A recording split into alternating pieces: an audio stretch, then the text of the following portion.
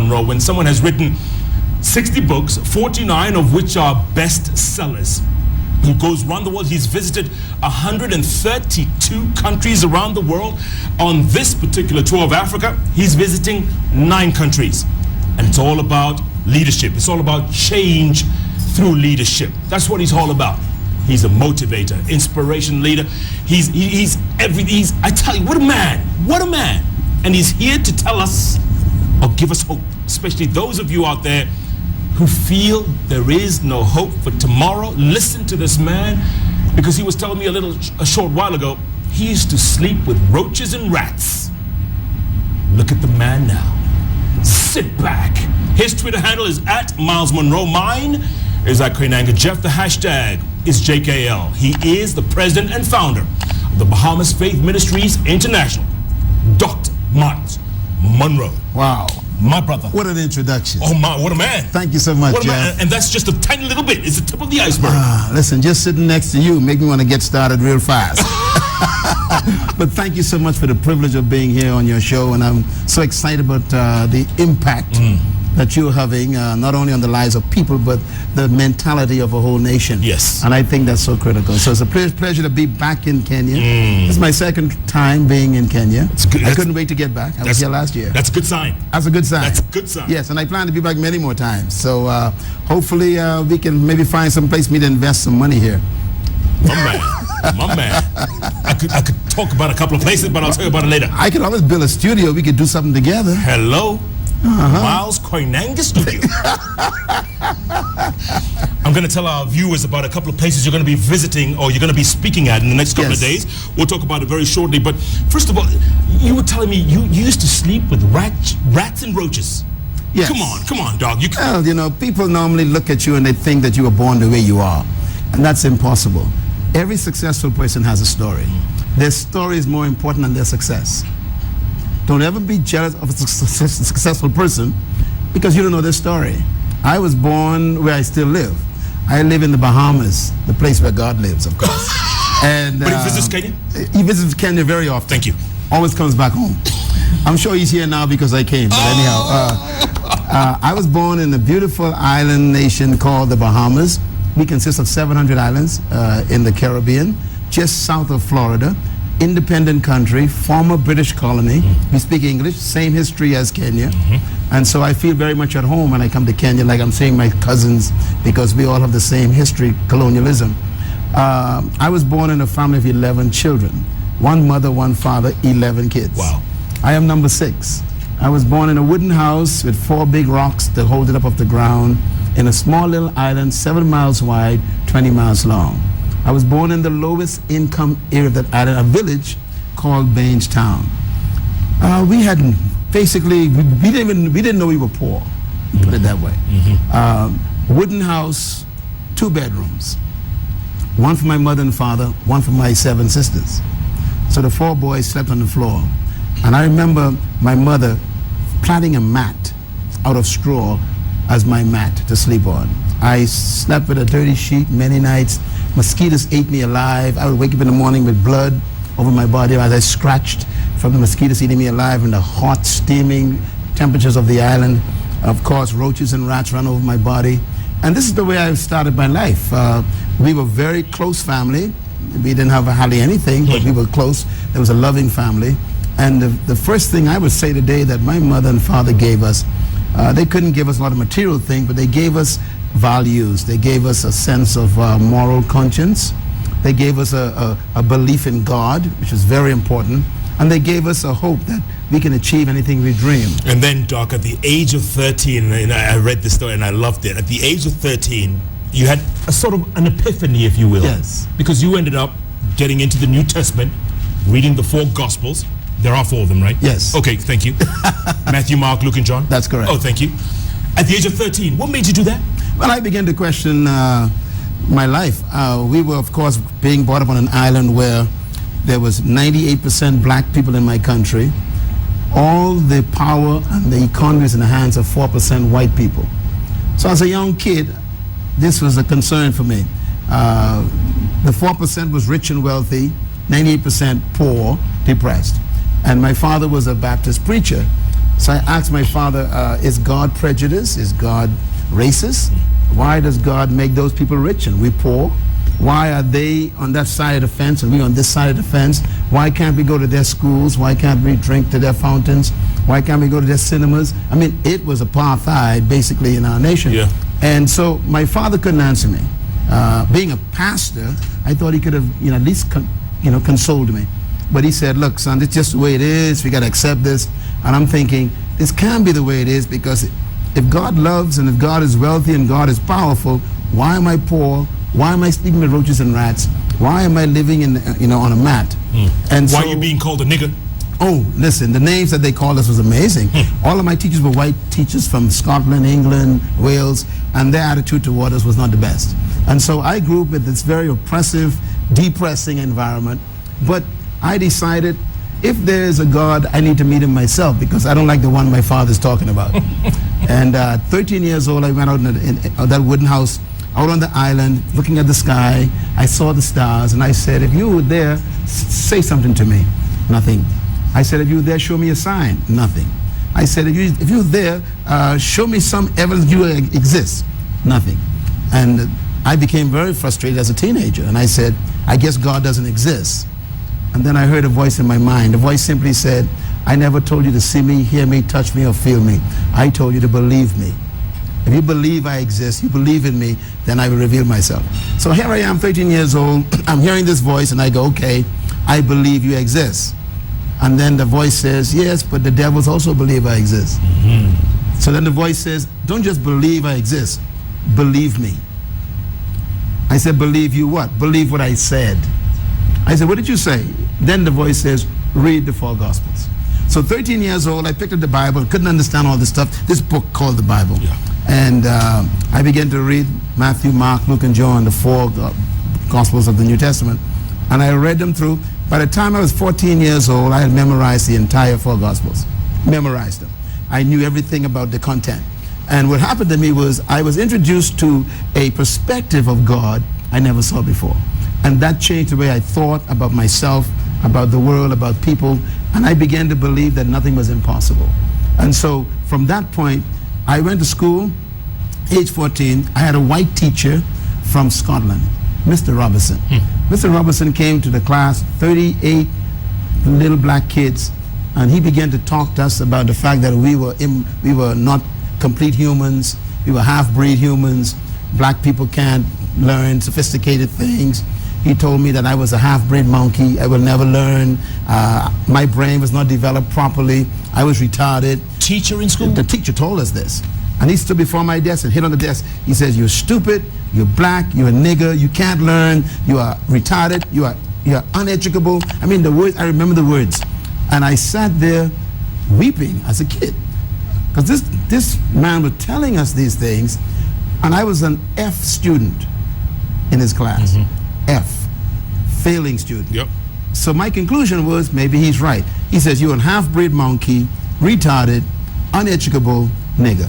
I said, maybe he's right. I went home and told my mom. I said, Mom, the teacher said that I am retarded, I'm a half-breed monkey, I am uneducable, and I am a nigger whose brain is not developed. My mother said, don't you ever say that again. She shook me. And then she gave me this book that she called the Bible. And she said, memorize this statement. It was a statement in the Bible. And it simply said, now unto him who's able to do exceedingly abundantly above, far beyond all I can ever ask, think, or imagine, according to the power that worketh within me. Now you know I know it, right? Yeah. That's how fast I said it. What book is that? What?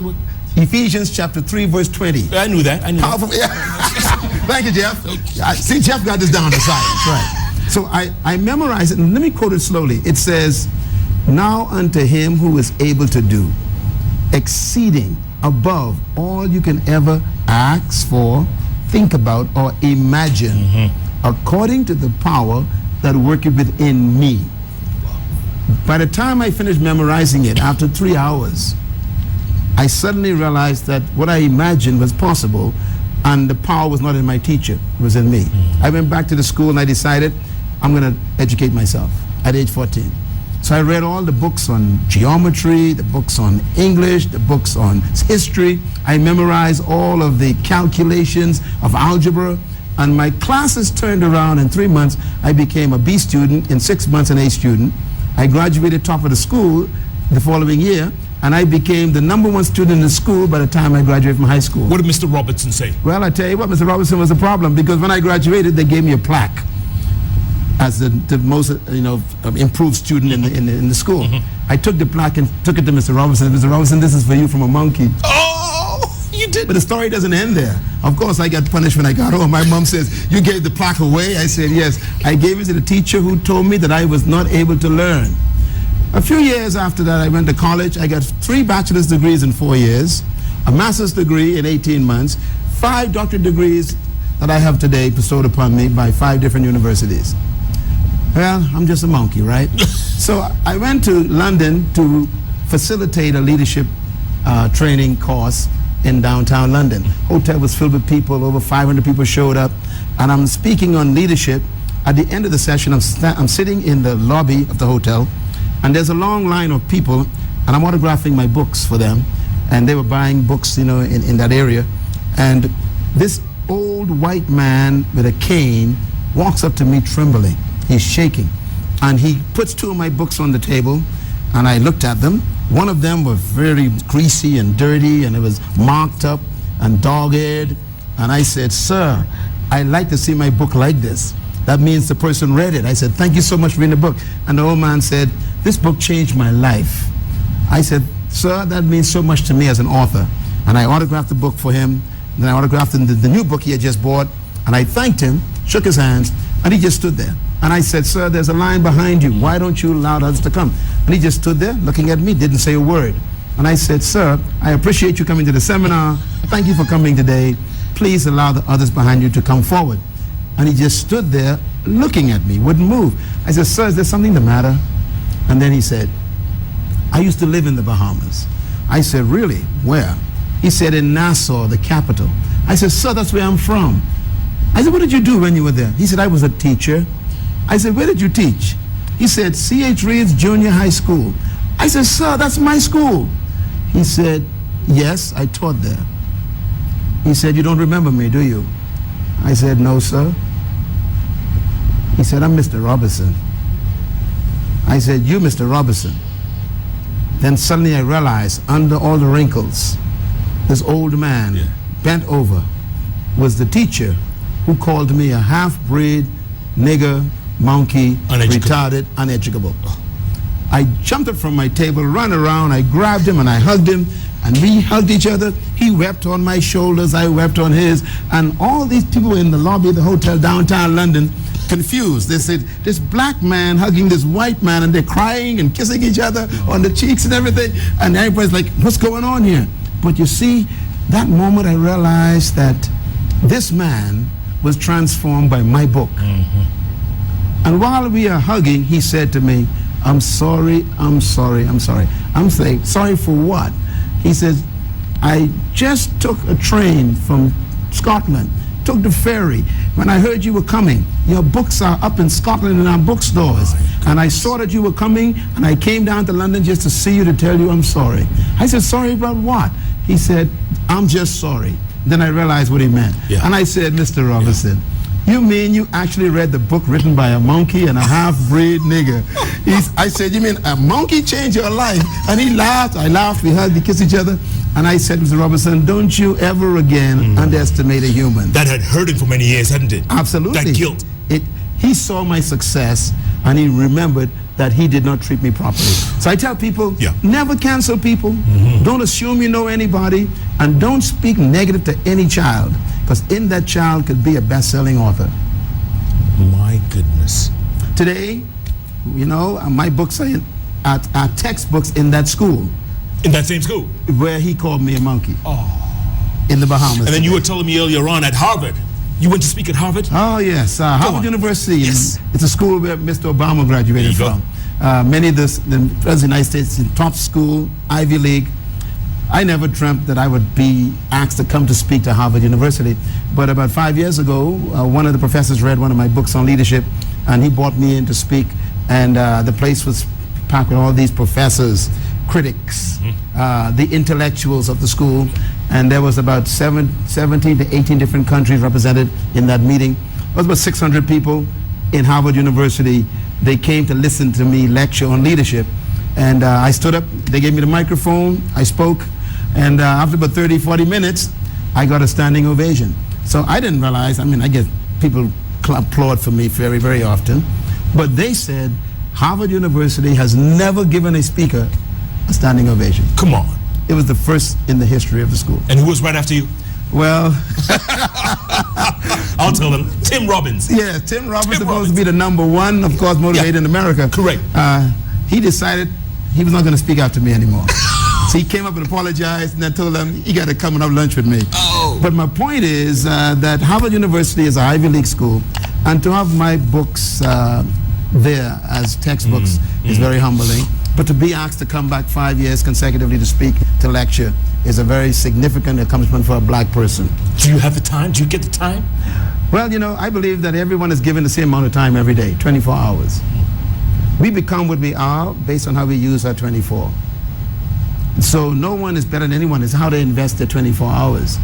And what you are today is a result of how you use your 24 hours. If you don't like who you are, you must change the way you use your 24 hours. Some people sleep most of it. That's right. You know, I get an average of 4 hours sleep every day. 4 hours, yeah. I'm just getting started with 4. Yeah, I think you cannot really make an impact in the world and get 8 hours sleep. It's impossible. If you're going to pursue your dream, there's going to be a price you have to pay. So there are 3 words I use to define how I manage my life. The first word is prioritize. The second word is organize. And the third word is discipline. You must prioritize your life. You must decide what do you want to accomplish in life. Document your purpose. Design your destiny. Put on paper what your plan for your life is. If you don't do that, you'll never prioritize your life. Once you know where you're going, you also know where you don't want to go. So your destiny not only defines where you are going, it also defines where you're not going. So you are able to prioritize your life based on your destination. Then you must organize your life according to what you prioritize. In other words, be able to say no to people, even they may offer you something good. Good is not always right for you. The greatest distraction to people is good things, not bad things. If you're going to be successful, you must be able to say no to good things, not just bad things, because good may not be right for you. Right has to do with what takes me to my destiny. That's why I write a lot on the word purpose. Purpose is really discovering why you were born, and I am convinced, Jeff, that every human being was born to specifically solve a problem in their generation. You're doing it right now. There's a problem in the world that you were born to solve. This program is actually meeting a need. You were born to meet the need of someone in your generation. So every human came to earth with something specifically to do. And most people never find it. That's why they end up with a career instead of a call. And that's why most people are frustrated on Monday mornings, because they go into a place they hate. That's right. But in fact, you're supposed to go to a place you love. And so our jobs have become our prison because we never find what our work is. Your work is different from your job. And your purpose is your work. What's the difference between a job and a work? Well, your job is what they pay you to do. Your work is what you were born to do. Your job is your skill. Your work is your gift. Your job you can retire from. Your work you can retire from. Your job is your employment. Your work is your deployment. You, Jeff, told me a few moments ago, I used to work as a flight attendant. Correct. That was a job, but that wasn't your work. Your work was your gift. Your gift was your voice. Your voice took you where you are now. So your gift never leaves you. That's why you can't retire from your voice. And no one can ever take your gift away from you, right?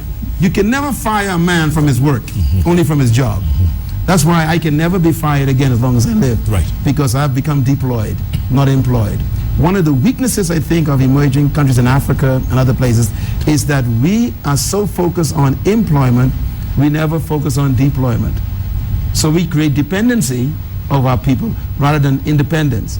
And I think government programs need to focus more on deployment rather than employment. Deployment means that you give people the right environment to pursue their dreams, maximize their potential, to deliver their gifts to the world, and to develop their own entrepreneurial spirit. If you employ me, you kill my entrepreneurial spirit. That's why you was employed as a flight attendant, but folks were saying, you ain't supposed to be here. That's right. You're in the wrong place. You don't sound like you don't sound like you're supposed to be here. Yeah. Well, I used to work with, for a food store, packing shelves. I work in a warehouse, lifting boxes. I was a school teacher in a classroom for 5 years. I was an advisor in a publishing company. I was in an advertising firm. And then I decided, I'm going to work for government. I was assistant secretary in government in the education department. And I decided I'm going to become myself. Today, I earn more in 1 hour than they paid me in a year. Hello. Ka-ching, ka-ching. Your prosperity is not in your education. It's in your gift. Your gift is what you were born with. Education is supposed to refine that. You don't go to school to get a gift. You go to school to refine your gift. So if you don't know what your gift is, education doesn't profit you. No. That's why most people go to school, take the wrong degree, come out and be depressed to do a job they hate, and then end up work doing things another they don't degree. like, and they end up with nothing. So I think we need to recalibrate ourselves, get back to what is our purpose. And I believe that the greatest discovery in life is purpose, because purpose gives you the reason for being born. Speaking of purpose, Doc, I want to talk about change through leadership. Oh, big one. Because Africa, you always talk about this, and we've all heard this. It is the richest continent on the planet. Yes. Bar none. Yes. But one thing that we lack, or we are sorely missing, is leadership. Maybe it's coming around this time. Maybe there's a whole new generation. But you've been to a lot of African countries, 132 around the world. You've seen it for yourself. I want to talk about that. The leadership issue in Africa is something we got to talk about. I'm sure when we come back. Yes. But I want to just preface it by saying this. Our leadership challenge is a historical one first. So I don't think we should judge our leaders too quickly, and we can come back and talk about that. I like that. I like that. And also giving hope to folks out there. There's a lot of folks out there who feel so hopeless. They don't feel tomorrow will never come. They'll never achieve anything. They'll never become anything. How do you give them hope? There's hope. Wow. What a show. Dr. Reverend Julian Chula, where are you? Thank you so much, my brother. Looking out for a brother and a nation. Dr. Myles Munroe, folks, waxing lyrical on JKL. Looking fast, if I could just read one. Ephantus Minor, he says, last year I listened to Dr. Myles Munroe at House of Grace Church, Nairobi West, and I can tell you, he is the man to inspire. Oh, thank you. A lot of people, man. My goodness. Franklin Mireri says, what a show. Thank you, doctor, for highlighting the deployment issue as opposed to employment. Before the break, you were talking about leadership, and maybe we are a little tough on our leaders in Africa, but you say some of it is historical. Yeah, but first of all, I think we need to put everything in perspective. Every African country and Caribbean country where I'm from, we are post-colonial countries. Colonization is never designed to produce leaders. It's designed to maintain followers and slaves. So our entire environment was conditioned by the colonizers to keep us in a servitude environment. So they had no interest in educating us to management, supervisory capacity, leadership, development. No. Yeah. We were designed just to serve. Of course, colonization lost and we emerged. So most of our countries are results of either some rebellion, some warfare, results of revolution. And what happened at the end of revolutions is those who won, based on numbers obviously, they end up with power without training, position without principles. So most of our leaders that led us to last maybe 60, 70 years, we admire them as being heroes of surviving rebellion. They overcame oppression. They set us free from the shackles of colonialism and slavery. We thank God for them. They did a great job. But they were not trained in leadership. And so we got to be careful when we start to judge them. They, what I call them, were deliverers. A deliverer doesn't necessarily mean that they can set you free. No one can set you free. Freedom takes place between your ears and your mind. This is why many times when we call ourselves free, we still got mental problems, because freedom is different from deliverance. They delivered us, and so sometimes we expect too much out of them, and they cannot deliver the kind of leadership that they would like to, no training. So what we've been trying to do through our organization is travel through the nations, developing formal training programs. Leadership is both an art and a science.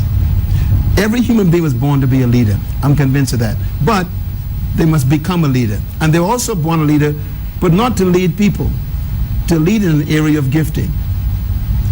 The concept of leadership based on the elite oppressing the masses is not correct. I believe every human being was born to be a leader in an area of gifting. The gifting is like a fruit. When you bear your fruit, you attract people to you, and that's what makes you a leader. For example, you didn't try to lead the millions of people watching you today. You simply decided to manifest your fruit, your gift. Your gift attracts people to this show, and therefore they think you are a leading voice in media. Right. So they make you a leader. It's like a fruit tree and a seed. Every human being is like a seed. Inside that seed, you think is a tree. No, there's more in that tree. Inside that seed, there's a tree that have fruit. And the fruit got seeds that have trees that have fruit that have seeds with trees that have fruit with seeds with trees. So in my hand, if I hold a mango seed, I actually have a forest in my hand. In this seed is a forest of mango trees. That's a fact. It's a truth. It's scientifically true. However, if I took this seed and put it on a tiled floor, leave it there for 50 years, what happens to it? Nothing. Nothing. Question, is the tree still in the seed? Yes. What's the problem? Wrong environment. So every human being was born to be a great leader, trapped on the inside of a follower. That's why true leaders don't create followers, they produce leaders. They help people find their gift, their talents. They help them release their fruit. Also, unique about a tree, once a tree brings forth its fruit, the tree never brings the fruit to you. It attracts you to the fruit. So when you discover your gift and you begin to manifest your gift, you attract followers. True leaders never seek followers. They attract them. Nelson Mandela never asked anyone to follow him. Martin Luther King never asked anyone to follow him. They simply discovered a passion, a gift, a vision, a dream, and decided to personally pursue it. That attracted people to them. Doc, say that again. True leaders never ask? True leaders never seek followers. They attract followers to their vision, their passion, and their fruit. Okay, you're in Kenya now, and you just come from Tanzania, but I'll get to that. But Kenya now, yes. Looking at the environment, yes. What do you see?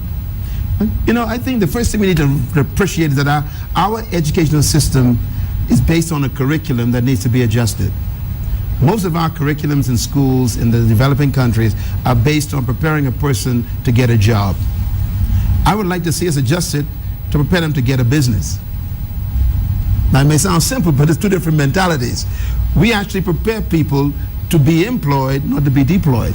So the environment does not stimulate the seed to germinate to become a tree. We basically train people to remain seeds, but to remain good seeds, who never become a forest.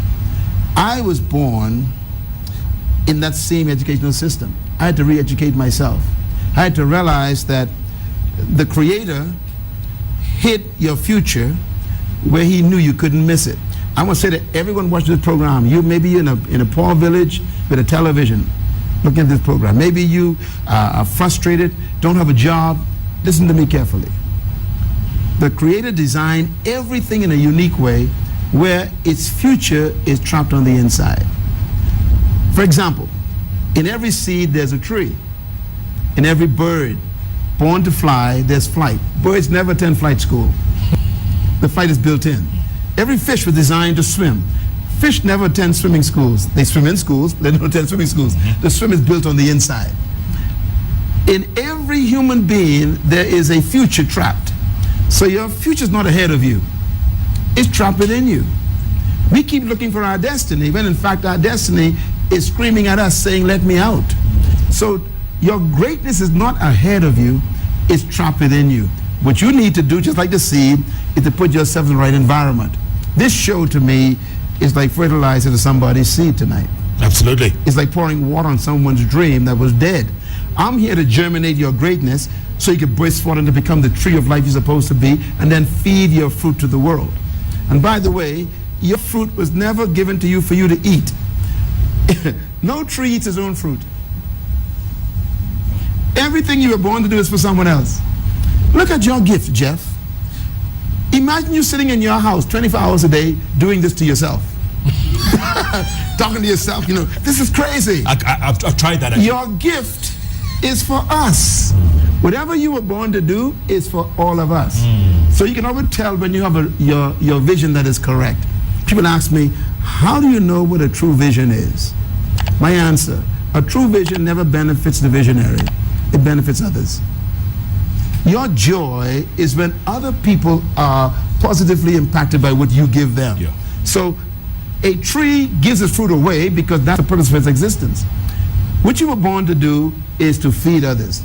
Once you feed them, they in turn bring back and give you fertilizer. That's called prosperity. No job would ever give you prosperity. Only your work would give you prosperity. You don't prosper from your work, from your job. You prosper from your fruit. Most people who become successful had to leave their jobs. Case in point, flight attendant. Okay, so I was a government administrator. Yeah. Making $12,000 US a year. Now I make that in one hour. I could have still been there. Absolutely. But I had to step out and believe that what I had was on the inside of me. And I want everyone to know this. Whatever you were born to do already exists, but it's trapped on the inside. And you've got to perhaps create your own environment for it. That's what I did when I read those 4 books in the Bible. I created my own environment. I had to change my friends. Sometimes the folks who are with you are pollution instead of fertilizers. For you to become great, you got to change the company you keep. If you poor and I'm poor, we're bad friends. Somebody got to have something. Yeah.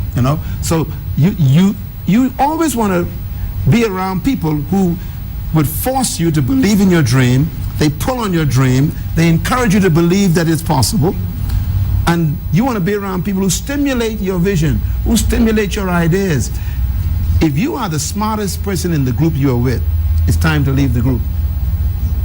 And seek others. Don't be around people who you are smarter than, because they ask you questions but you never learn from them. Be around people who cause you to think bigger, dream bigger, believe bigger, act bigger. Be around people who draw on your dream, because you want people to pull out of you who you really are. When you look at the leadership in this country, and it's a young leadership that's Yes. been in office maybe a year and a half and change, what do you think? What do you see? I did a little research on the leadership of your country so far. First of all, I want to say congratulations to the president of your country. I read 2 weeks ago in The Economist magazine where he stepped down from the presidency to go to the trial and came back. I want to tell him that's a great act of integrity. I think I want to recommend him to many leaders to follow his example. Great decision he made. But let me just say this, what I love about leadership. The people in leadership in your country today, I understand that most of them, especially the president himself, came into the government financially stable. I think that's important, because nothing is worse than allowing a poor person to enter a place of power, because they use the power to empower themselves. True leaders do not use power to empower themselves. They use power to serve others. And so I appreciate this government's mentality, because they are trying to stamp out corruption. They're trying to destroy the spirit of selfishness. They want to see the service to the people as the priority. Keep in mind, leadership is not measured by how many people serve you. It's measured by how many people you serve. Service is the greatest act of leadership. Serving the people is why you exist. So anytime a leader wants to be served, that's not a leader, that's a parasite. And every time they're amassing wealth for themselves. Well, that's exactly. Corruption is a result of a poverty mentality. I read a statement by the great King Solomon. Solomon says, "Woe to the land when a slave becomes king." I'm going to quote it again. Woe to the land, that means the country, when a slave becomes the king. What he's saying is, the country will be destroyed if the person who's in power thinks like a slave. A slave is someone who is being stripped of everything. This spirit of scarcity and lack is in their minds. So they want everything for themselves immediately. And that's why poverty remains in many countries, because the person in charge is a slave mentally. And they want to accumulate to themselves and forget about the people. I believe the future of Africa is going to be in the hearts of people, young people, and also older people, who begin to appreciate the fact that greatness in leadership is empowering other people, not pursuing power, and serving other people, not being served. And so corruption to me is like a cancer that comes from a low self-esteem, poor self-concept, low self-worth, a fear of scarcity, and it's probably the highest manifestation of insecurity. Absolutely. That and something we call negative ethnicity, tribalism. Well, tribalism. Well, you know, tribalism to me is, again, it's a sign of low self-esteem. It doesn't matter what tribe I'm from. It's what I believe about myself that matters. Tell the people out there. Tell the people. This is exactly what happened to me. I was told by white people that I was a second-class citizen until I realized I shouldn't say that to myself. Your opinion doesn't affect my value. What you think about me doesn't change when I think about myself. I had to craft my own definition of myself. Define yourself. Don't even let your tribe define you. You were born as a human, not as a tribe first. Get back to your humanity. No matter where you're from, what color of skin you have, no matter what they label you, be careful. Labels can destroy who you are. Absolutely. I am first human, then everything else. And we say, you know, we try to say we are Kenyan first, everything else second. Yeah. But it's difficult. I think it's even go deeper than that. Don't say Kenyan first anymore. Say I'm human first, then Kenyan. There you go. You know, God created man, humans. There was no race involved. Only one race, human race. And I think this is probably where we get into problems, when we start to label the races. I am a human, so I don't fight for human rights. I was born with them. Mr. Robinson had no right to tell me I was a half-breed monkey. I had to realize, no, I was made in God's image and in God's likeness. His opinion should not change who I am. So discovering yourself is more important than anything else in the world. And the only way to know who you are is to identify who your manufacturer is. And your manufacturer, of course, is the source, God himself. So you can never know yourself without God. God comes into your life not to take you to heaven, but to give you an introduction of yourself to you, to help you understand who you are. Is heaven on earth, Doc? Heaven to me is there are two types of heaven. There's a place called heaven that is literally invisible. I believe that's real. But there's also the heaven where you connect to that and discover yourself. I live in heaven every day. I walk in heaven every day. Heaven is a culture that you discover when you have a relationship with the source. Is that the same with hell? I live. Hell is when you are not living in that relationship with God. Not just a place you go, it's a place that it's a disposition as well. You know, sleeping on the floor with roaches to me is hell. You know, that didn't make no sense to me. Okay, so, but to get out of that, I had to change my relationships, my knowledge base, my relationships also with God and with people, and to discover myself. So self-discovery to me is the greatest discovery in the world. And most people are so busy trying to imitate other people, they never become themselves. There are 5 questions every human must answer. 5 questions. These 5 questions control the whole world right now. Can you hold that thought? You got these 5 questions. Hold that thought. We're going to tackle those 5 questions after the break. That means you can't go away. And stay tuned. There you go. You're taking over the show. You're taking over. Before we go, you're going to be speaking at a couple of engagements, and I can listen to you all day long, man. My goodness. Tomorrow morning there's a breakfast, executive leaders breakfast. It's already pretty full, by the way. Yeah, it's already pretty full.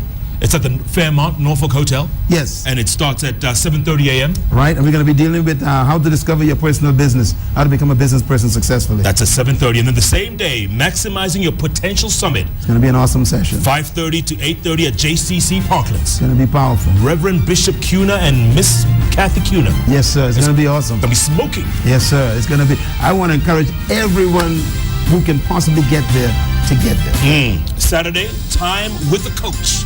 Yes, sir. We're going to be getting into my brain. That's going to be at the Westin, opposite Wilson Airport. That's at 7:30 a.m. till 11 on Saturday.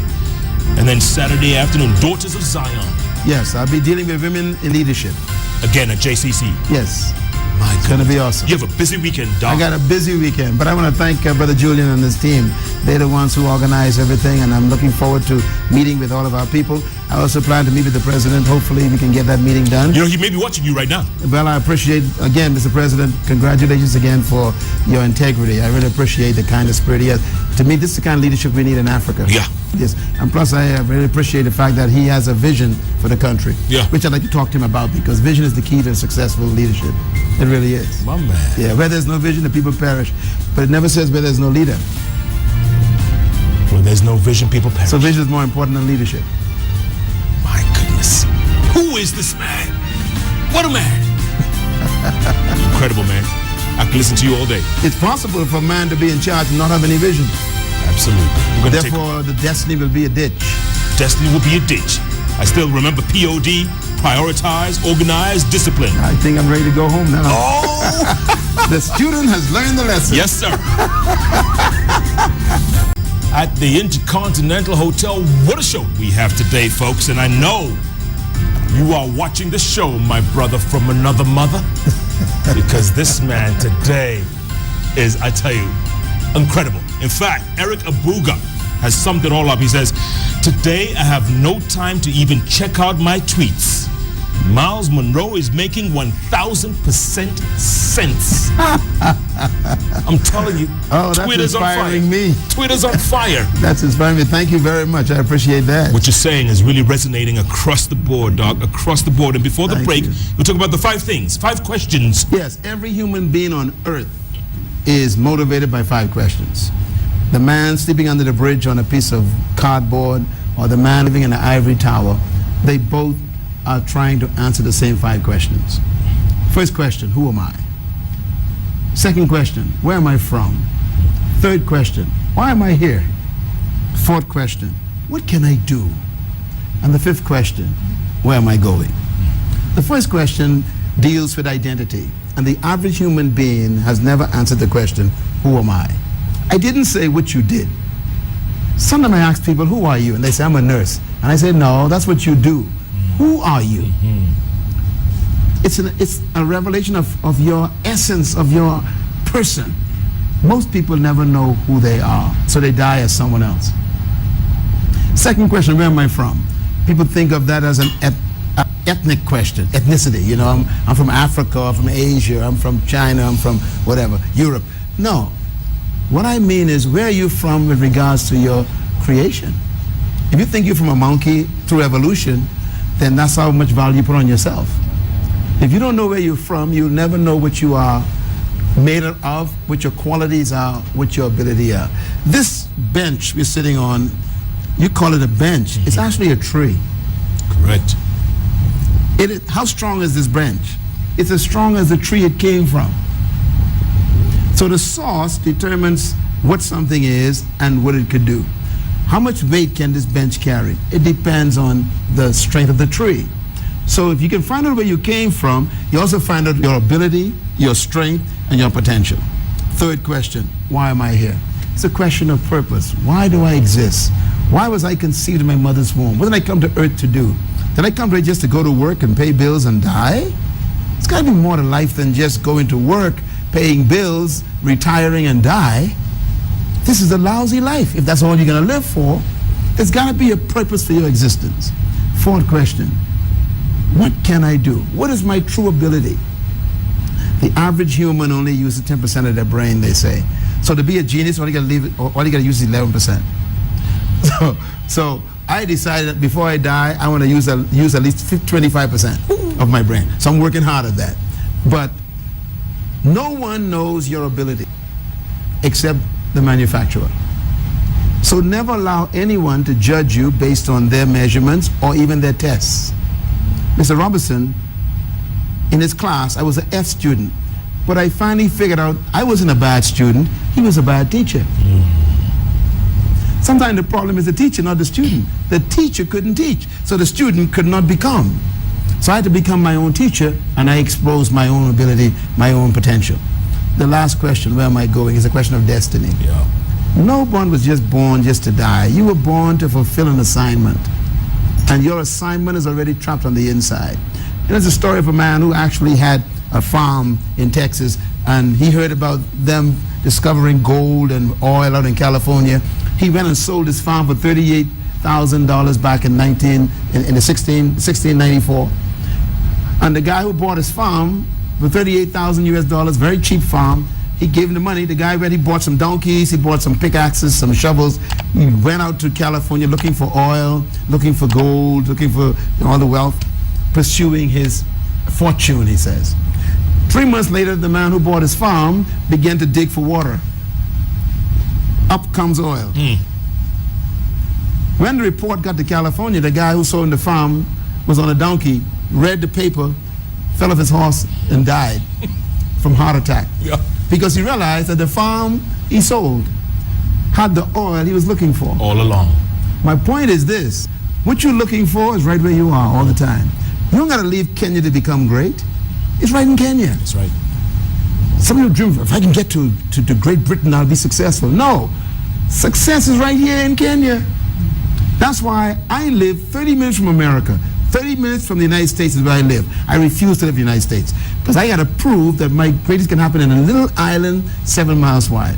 So today, I'm a multi-millionaire, built a global organization on an island 7 miles wide, and I still live there, not far from the place where I used to sleep with roaches. Oh. I have an aircraft parked at the airport in my country with my name written on the side of it. Personal jet. That happens on my island. I did it on my island. You don't need to leave your country to become great. The future's not ahead of you. It's on the inside of you. Right here. You need someone to help you discover your future and then build the right environment around you to become that. That's why the greatest leaders in the world are in Africa.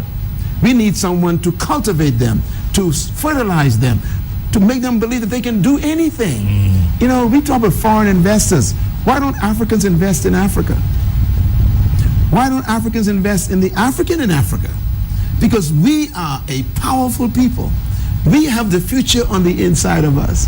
This is why no one can dictate who I will ever be anymore. There are no more Miss Robinsons in my life. No. It's too late. I know who I am now. This reminds me of Judith Dora Akolo's tweet. She says, thanks for bringing Dr. Myles Munroe and JKL. Quite uplifting show today. I hope those who love pulling others down are watching. We call it the PhD syndrome. Pull him or her down. Yeah, yeah. Well, you know, show me your friends and I'll show you your future.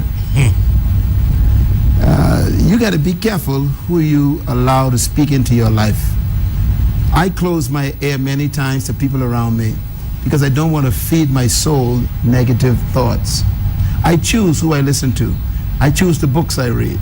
You know, I've sold millions of books, and many times someone will write me and say, I read your book, I started a company, it's worth $10 million US today because of the book. And I just write him back and says, the book was fertilizer, that's all. You always had that company on the inside. I just fertilized it, I was a good friend. So if you want to be a success, don't keep company with failures. If you want to be great, don't hang around people who don't think great. If you want to improve, be with people who can force you to improve. Your environment determines your success. And so the future to your life is in those people who you collect around you call friends. I asked one of my friends when I was around 14 years old, I said, here's what I'm dreaming of becoming. And he said, that's impossible. I said, well, I'm making some changes today and you are one of them. And you canceled him. That friend was finished. A good friend of mine, Thabo Mbeki. Yes. He's also features in your International Third World Leaders Association, Change Through Leadership. Yes. He once described Africa as the continent of the 21st century. You still believe that? Absolutely. The future of the world is in Africa. Let me just describe something to you. I want you to remember this. People, when they hear the term third world, they feel almost insulted. I'm talking about third world people. Me, I embrace it as being a positive. Third world was a concept invented by a French economist when they were trying to decide the development of the world in a G7 meeting years ago. And his conclusion was there were three worlds on the earth. The first world is, of course, old Europe. The second world is the discoveries of the West. The third world are those who are just coming out of colonialism and oppression. So there's only three worlds on the earth. Three worlds on the earth. First world, Europe. Second world, the Americas. Third world, the developing countries. There are no more worlds. The first world has failed. The number one source of democracy is Greece. Greece is a basket case. That's right. So the country that invented democracy failed. Then we have the second world, which is the Americas. The highest crime rate, corruption, murder, drug abuse, divorce. Is that our model? Who owes more money than the United States? China has bought more than 40% of their debt. That's right. Is that our model for Africa? The only world left on earth is the third world. Third to me means last. Last means we are now going to take over. We're going to be the ones to show them how to do it. And we don't want to use them as a model because their models failed. I want to challenge all of our African leaders to stop imitating failures. We have the genius mentally to develop our own solutions to our own problems. The smartest people in the world are intellectually in this great continent of Africa. So we should become the standard, not the followers. We should become the leaders, not those who imitate.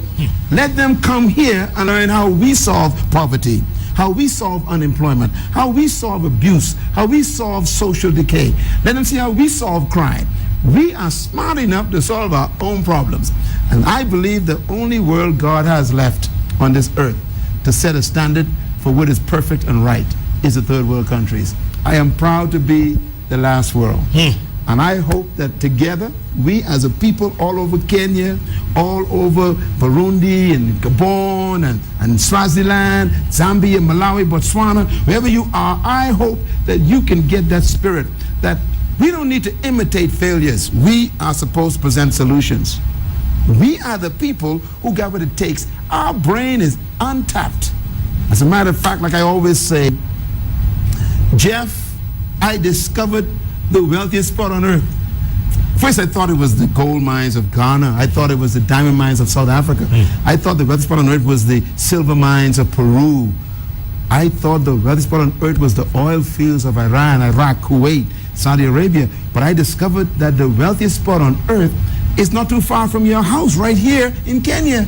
Matter of fact, we pass it every day. The wealthiest spot on earth is actually the cemetery.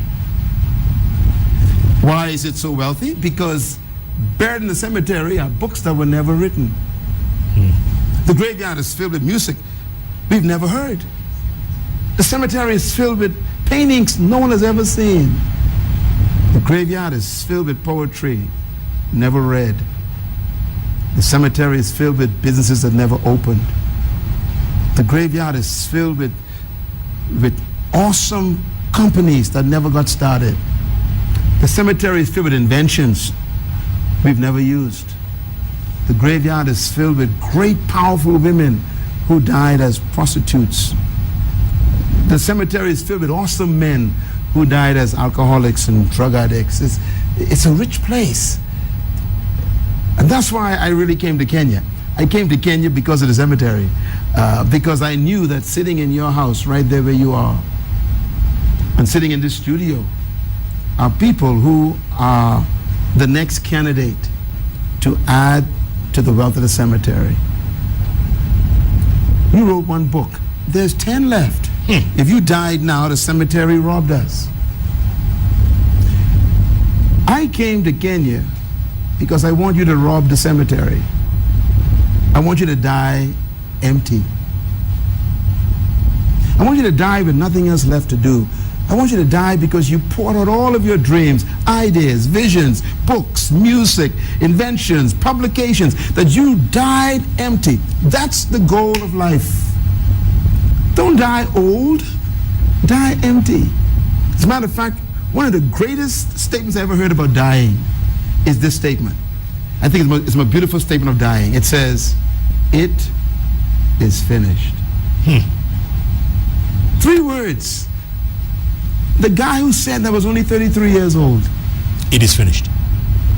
He didn't say I was finished. because we don't die. We are eternal spirits. He says, it is finished. I poured out what I came to earth to pour out. Was that the guy on the cross? That's the guy on the cross. All right. You see, Therefore, I remember these things. My goal in life is to help everybody die empty. That's why I come to meet you, Jeff. You wrote a book. I love your book. But I'm thinking, what about the next one that's not released yet? No, there's no sequel. Or the other 5. Doc, there's no sequel. Or the other 10. I have no energy. I'm sure it's there. There's no way a man with your story could not have 10 stories. Don't die with my books. I want to challenge every Kenyan. Yes. Go to the cemetery and disappoint the graveyard. Die like the Apostle Paul, who said, I have finished my course. I have kept the faith. I have been poured out like a drink offering. There's nothing left. I am ready to die. That's the way I want to die. I want to die because there's nothing else to keep me alive. I've done what I was born to do. This to me is the greatest act of service to humanity, to deliver to us what you came to give us. You're doing a good job, but there's more. I believe that what you're dreaming is bigger than what you're doing right now. Wow. I believe you see your own networks that you own. I believe that you have your own studios. I believe I see you producing shows that are syndicated all over the world. You deserve to be heard. Preach, Doctor, preach. Why settle for Kenya when you can have the continent? Hello. You are talented, gifted, you're powerful. You should be publishing a magazine. You should be producing all kinds of t-shirts with your shirt with your name on it. You should be starting maybe a line of clothing with your name on it. This is an image we need to see, feel, touch. Hey, don't dive at this stuff, okay? And that goes for each one of you watching this program. I don't know who you are, I don't know what you're doing. Maybe you're a politician, maybe you're a baker, mechanic, a teacher in a classroom, maybe you are a student, maybe you're unemployed. Listen, your future is not ahead of you. It's on the inside. Decide tonight to germinate your seed, get the right people around you, buy some good books, shut the TV off, accept this show, and feed yourself the right information to germinate your dream. And when you die like I'm planning to die, empty. It is finished. It is finished. Tomorrow morning at the Fairmont, the Norfolk, 7:30 breakfast. Be there if you want to hear more of this incredible stuff. And tomorrow afternoon, JCC Parklands, show up. It's going to be incredible. 5:30 onwards. Saturday at the Westin Hotel from 7:30 a.m. And then in the afternoon, Daughters of Zion from noon, again at JCC Parklands. I met this gentleman tonight for the very first time, and I feel something. Brothers. For life. There's a connection. This man has touched something no one else ever has in me. I hope he's done the same to you. Listen up, folks. Tell a friend. It's going to be on YouTube. Hopefully it'll be repeated tomorrow. Tell a friend. Dr. Myles Munroe is a man, is a force, is a name to remember. Wow. Keep tweeting at Myles Munroe, at Kunanga Jeff. The hashtag is JKL. Next week, new week, new show, new topic, new guests. Same place, same time, 10 p.m. right here on KTN. And tomorrow night, Sikika Sasa travels to Bungoma Town in Bungoma County. 8 p.m. live again right here on KTN. Thanks so much for joining us. What a guest. What a show. Oh my, Munroe my. Good night. Thank you. Good night, everyone. Thank you, sir. It's a pleasure. My goodness. It was a joy.